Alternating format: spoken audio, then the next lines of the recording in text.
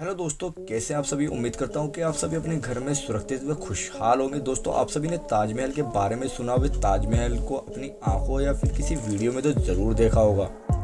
ये शाहजहां और मुमताज़ के प्यार की वे निशानी है जो दुनिया के 7 अजूबों में से आज के समय में चाहे किसी भी इंसान पर कितना ही पैसा क्यों ना हो, लेकिन वह अपने प्यार के लिए ऐसी निशानी नहीं बनवा सकता है जैसा कि शाहजहां ने मुमताज़ के लिए बनवाई थी। आजकल के आशिक उस मोहब्बत को क्या ही जानेंगे, क्योंकि आजकल सोशल मीडिया का जमाना है। इंस्टाग्राम, फेसबुक, व्हाट्सएप, इन सभी एप्लीकेशन पर सुबह लड़का लड़की को प्यार होता है और रात तक ब्रेकअप भी हो जाता है। सच कहूँ तो लोग एक दूसरे की फीलिंग को सही से समझ भी नहीं पाते हैं। खैर, अब हम मुद्दे की बात पर आते हैं। दोस्तों, वीडियो को इसकी बिल्कुल भी मत करना, क्योंकि वीडियो बहुत ही ज़्यादा इंटरेस्टेड होने वाली है। और अभी तक अगर जो आप हमारे चैनल पर नए हैं तो सब्सक्राइब कर लीजिए, बेल आइकन को भी दबा लीजिए ताकि फ्यूचर में आने वाली सभी वीडियो की लेटेस्ट नोटिफिकेशन आप तक पहुँचे। ताजमहल दुनिया के 7 अजूबों में से एक बेहतरीन व खूबसूरत अजूबा है। इस इमारत को देखने के लिए भारत के लोग ही नहीं बल्कि दूर देशों के लोग भी बहुत सारे इसको देखने के लिए आते हैं। ताजमहल भारत के उत्तर प्रदेश राज्य के आगरा शहर में बना हुआ है और इसको शाहजहां बादशाह ने अपनी तीसरी बीवी मुमताज की याद में बनवाया था। जो उस समय बादशाह ने खर्च की फिक्र ना करते हुए ताजमहल को बनवाने में 3 करोड़ रुपए का खर्च किया था, जिसमें 22,000 मजदूरों ने दिन रात मेहनत करके ताजमहल को तैयार। दोस्तों, आजकल की कोई भी बिल्डिंग तैयार करने में 5 से 10 साल लग जाते हैं और इतना अच्छा मटेरियल इस्तेमाल करने के बाद भी बिल्डिंग तूफान में, भूकंप के एक छोटे से झटके में मिट्टी का ढेर बन जाती है।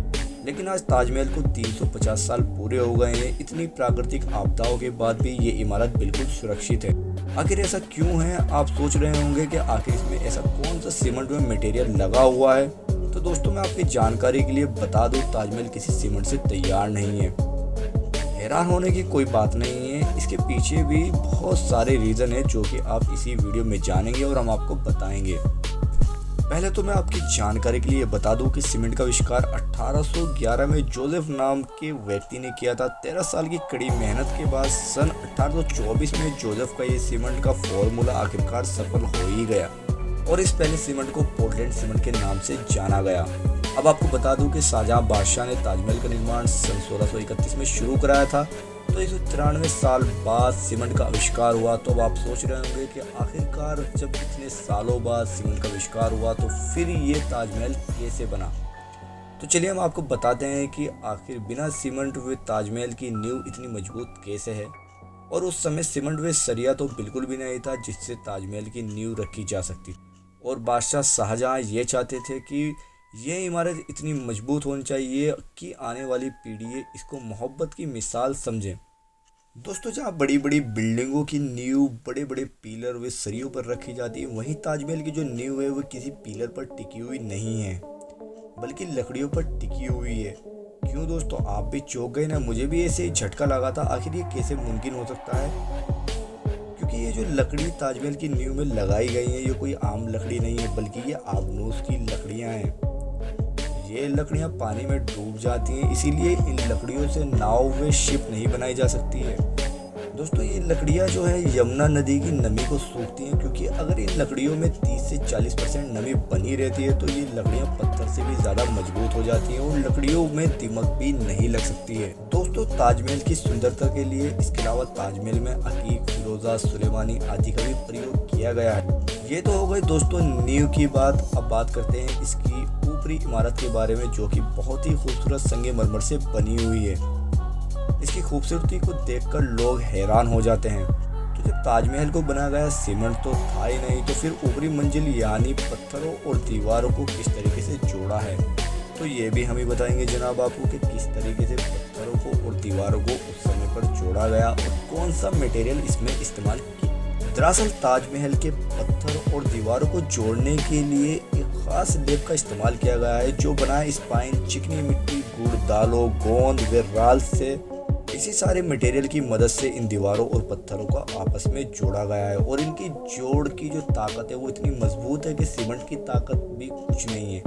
एक बार को सीमेंट जो है वो टूट सकता है धूप के पड़ने से या फिर तेज तूफान के आने से, पर लेकिन इस चीज़ का जो गोल बनाया गया है ये कभी भी बेकार नहीं हो सकता है। दोस्तों, एक बात और आपको मैं बता दूं कि जो ताजमहल की चारों ओर आपने मीनारें देखी होंगी वो सीधी नहीं है, थोड़ी सी तिरछी है। इंजीनियर ने ऐसा क्यों किया, आपने कभी सोचा है? क्योंकि इंजीनियर ने दिमाग लगाया, क्योंकि पुराने समय में जो है बाढ़, तूफान, भूकंप वे प्राकृतिक आपदाएं बहुत ज़्यादा आती थी। इसीलिए इन मीनारों को थोड़ा सा तिरछा करके बनाया गया है, क्योंकि कोई भी प्राकृतिक आपदा अगर जो आती है तो वो मेन बिल्डिंग जो है ताजमहल, उस पर कोई भी आंच ना आ सके और उसका स्ट्रक्चर ना बिगड़ सके। अगर जो कोई भी प्राकृतिक आपदा आती है तो ये चारों मीनारें गिर जाएंगी और जो बीच में बनी हुई बिल्डिंग है वो बिल्कुल सेफली खड़ी रहेगी। दोस्तों, ताजमहल के बारे में आपको एक और इंटरेस्टेड बात बता देता हूँ। ताजमहल दिन में 3 बार कलर चेंज करता है। सुबह के वक्त इसका कलर सुनहरा होता है, दोपहर के वक्त सफ़ेद और शाम के वक्त इसका कलर आसमानी लगता है। ये इसलिए होता है क्योंकि संगमरमर जो पत्थर है वो बहुत ही ज़्यादा अजीम और तरीन पत्थर है। ये पत्थर कहीं और नहीं मिलता है। सच बात कहूँ तो शायद ये पत्थर ताजमहल बनाने के लिए ही शायद खुदा था। इसके अलावा जहाँ पर भी आपको संगमरमर का पत्थर मिलेगा वो शायद उसमें थोड़ा बहुत खोट हो सकता है, पर लेकिन ताजमहल के अंदर जो संगमरमर लगा है वो बिल्कुल एकदम ओरिजिनल संगमरमर है। दोस्तों, ताजमहल के पीछे जो यमुना नदी जा रही है वो किसी खूबसूरती को नहीं बढ़ाती है, क्योंकि वो नींव जो है ताजमहल की रखी हुई उसमें नमी पहुंचाती है, जिससे कि ताजमहल मजबूती से खड़ा रहे और नींव में लगी लकड़ियों को नमी बराबर देता रहे। दोस्तों, आपको एक और चीज़ मैं आज आपको बता देता हूँ कि एक अफवाह और फैली हुई है कि ताजमहल को लेकर शाहजहां ने अपने मजदूरों के हाथ कटवा दिए थे। तो ये अफवाह बिल्कुल झूठी है। अगर जो आपको हमारी वीडियो अच्छी लगी तो हमारी वीडियो को लाइक, शेयर और सब्सक्राइब जरूर कर दीजिए। और अगर जो आप कभी ताजमहल देखने गए हैं तो आप हमें कमेंट बॉक्स में बता सकते हैं कि आपने क्या क्या देखा है, और ताजमहल की बनावट के बारे में भी आप हमें बताइएगा ज़रूर। मिलते हैं एक नई वीडियो।